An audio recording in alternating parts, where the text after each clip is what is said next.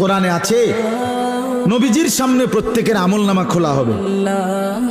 ওয়াজিনা বিকা আলা হাউলা'i শাহীদা, নবীজিকে আল্লাহ বলছে আপনার সামনে উপস্থিত রাইখা আমি দেখাবো। নবীজি আমলনামা দেখে আল্লাহর নবী জিজ্ঞেস করবে উম্মত এটা কি? উম্মত দিনের পর দিন ফজরের নামাজ কোথায়, জোহরের নামাজ কোথায়? উম্মত 30 বছরের ব্যবসার মধ্যে একটা হালাল নাই। সুদের এত টাকা দরকার, ঘুষের এত টাকা দরকার। উম্মত যৌবনের পুরাটা সময় মোবাইল দেখে, ছবি দেখে, নাচ গান দেখে, উলঙ্গ দৃশ্য দেখে নষ্ট করে ফেলেছো। আজ আমি কিসের সুপারিশ করব উম্মত?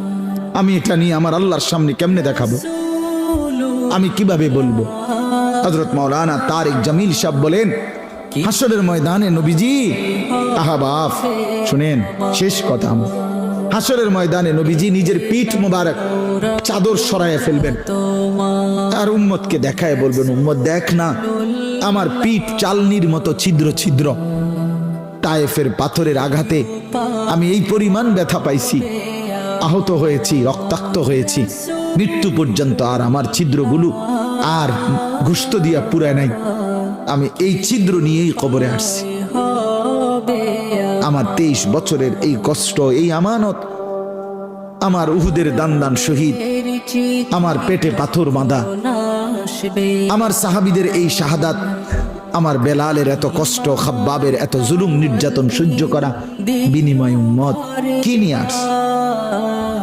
কি নিয়ে আসছে? জিন্দেগি কোনো কদর করলেন না।